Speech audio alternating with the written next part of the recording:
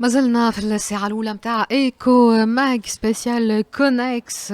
دونك نذكركم اللي تتفرجوا فينا اون لايف ستريمينغ على الباج فيسبوك متاع راديو اكسبريس اف ام والا على الشانيل يوتيوب فيو في اللي نختم بهم الساعة الأولى هما ميشيل بوزا ديريكتور بيزنس فرانس نور افريك. بونجور. Bonjour à tous. Et Hicham Nadjar, fondateur de Anywhere. Bonjour. Bonjour.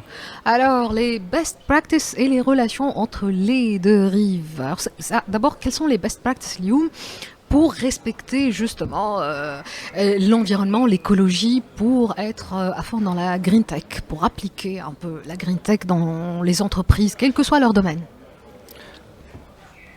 Alors j'y vais. Bonjour, je suis le président et cofondateur d'Anywhere, une société qui fait des stations à hydrogène. D'accord. Donc pour nous, l'hydrogène, c'est un des vecteurs qui va nous permettre de décarboner les flottes de mobilité, enfin les véhicules, les poids lourds, tous les transports, l'aviation. Et on regarde particulièrement la Tunisie parce que la Tunisie possède des atouts indéniables. Donc l'accès aux renouvelables, aux ENR, comme on dit, le photovoltaïque, l'éolien, qui va nous permettre de produire de l'hydrogène vert, décarboné, qui pourra être utilisé pour les usages locaux. Donc, que ce soit l'industrie lourde, Oui. La mobilité, mais aussi l'export. Donc D'accord. l'export via la dorsale, le backbone, ce qu'on appelle le backbone européen, tout ce réseau de pipeline hydrogène qui va être créé. Et sachant que la Tunisie possède cet atout qui est un gros pipeline qui passe par la Tunisie, qui va vers l'Italie et ensuite pour alimenter toute l'Europe. D'accord. Donc, l'hydrogène aujourd'hui comme solution. L'hydrogène, pour nous, c'est une solution parmi tant d'autres. La batterie, les véhicules à batterie sont une très très bonne solution qu'il faut maximiser. Mais il y a certains usages où la batterie ne fonctionne pas, où la batterie ne fait pas le job. Le poids lourd, Oui. les usages intensifs. D'accord. On parle par exemple des taxis. À Paris, vous avez énormément de flottes, vous avez une grosse flotte de taxis hydrogène.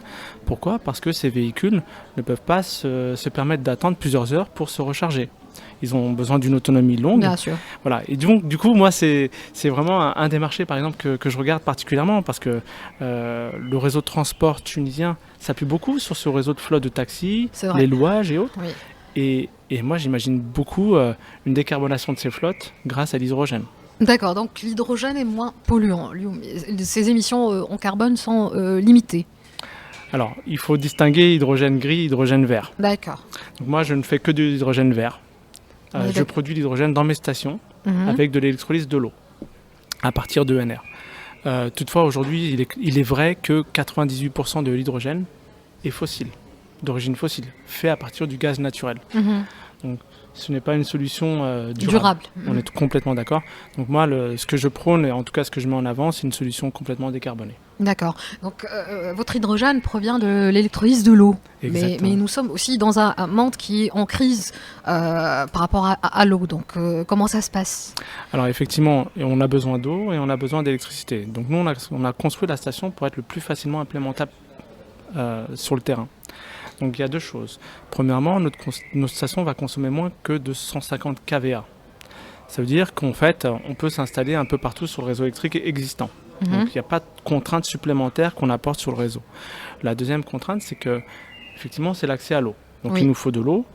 On a prévu dans notre station tout un système de traitement de l'eau qui va purifier l'eau. Donc on va utiliser de l'eau potable quand on peut utiliser de l'eau potable, sinon on utilisera de l'eau un peu moins disponible. Donc on a tout un système de traitement de l'eau avec des osmoses, de l'osmose inversée, etc. Ça, pour justement purifier l'eau. Mais il faut aussi savoir que c'est pas parce que l'hydrogène est vert et fait à partir d'eau qu'il va consommer plus d'eau que l'hydrogène fait à partir de ce qu'on appelle d'un SMR, Steam Methane Reformer. Ce réformage a besoin de beaucoup d'eau, beaucoup de vapeur d'eau, steam. Oui.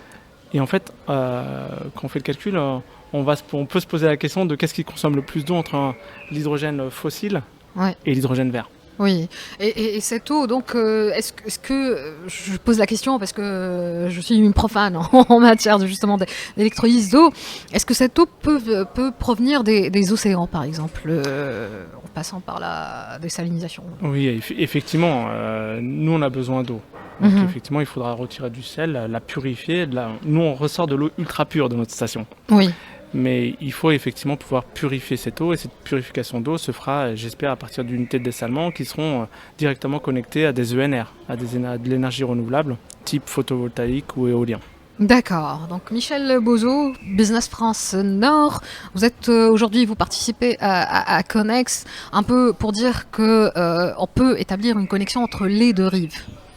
Alors oui, la connexion, elle existe, Oui. elle est forte, Oui. elle est basée sur le nombre d'entreprises qui investissent et d'entrepreneurs qui investissent des deux côtés de la Méditerranée. Et ce sont des chiffres considérables quand même, hein, donc on peut le faire. On voit que c'est quelque chose qui est aguerri et on a énormément d'entrepreneurs qui ont fait cette démarche.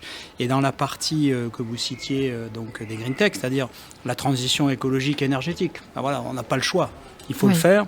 Il faut le faire parce que c'est une nécessité aujourd'hui liée à nos enfants ou à nos petits-enfants. Et il faut le faire aussi parce que c'est une nécessité business. Aujourd'hui, si on veut travailler en Europe, si on veut travailler aux États-Unis avec des grands donneurs d'ordre, vous allez avoir des exigences de décarbonation, d'économie, d'impact, de mesures carbone qui sont obligatoires. Donc si vous ne le faites pas, vous êtes hors jeu.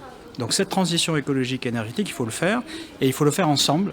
Parce que si on le fait dans un village et que le reste du monde ne suit pas, ça n'a pas trop de sens. Donc, et c'est vraiment tout l'idée, je pense, de la French Tech. On participe aujourd'hui à la Connect de la French Tech, qui est un formidable réseau qui est présent dans plus d'une centaine de pays, qui connecte en fait des entrepreneurs comme monsieur et des milliers d'autres, et qui peuvent échanger des idées, de l'innovation et avancer sur ces différents enjeux, avec essentiellement du capital humain, de l'idée.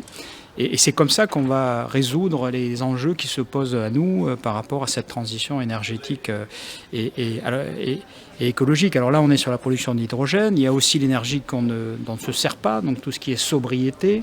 Il y a énormément d'applications qui permettent aujourd'hui à une entreprise de consommer moins, de consommer mieux. Il y a la production des ENR, effectivement. Il y a l'économie d'eau. Enfin, il y a énormément de secteurs dans lesquels vont intervenir de l'innovation, de la collaboration entre des équipes ou des entrepreneurs en Tunisie et en France. Et on pense que c'est vraiment une réponse aux enjeux. Et la French Tech permet de soutenir, je dirais, ces démarches. Et nous, en tant que Business France, c'est-à-dire le service commercial de l'ambassade française en Tunisie, on est là pour faciliter, pour accompagner, pour aider à faire grandir ces projets et les entrepreneurs et à les connecter de manière la plus efficace possible avec les dynamiques qui existent. Et vous savez peut-être qu'en France, on a l'ambition d'être dans les 5 pays qui comptent dans le monde d'ici 2030 sur un certain nombre de secteurs, d'être vraiment dans le top 5. Et là-dedans, on a bien évidemment tous les thèmes de la transition énergétique et écologique. Et donc on a tout un système de soutien, notamment un soutien qui s'appelle le French Tech 2030, et je crois que votre entreprise en fait partie, qui vont vraiment booster, accompagner, faciliter, projeter ces entrepreneurs et ces projets vers les marchés dans le monde avec un maximum d'accompagnement ensemble.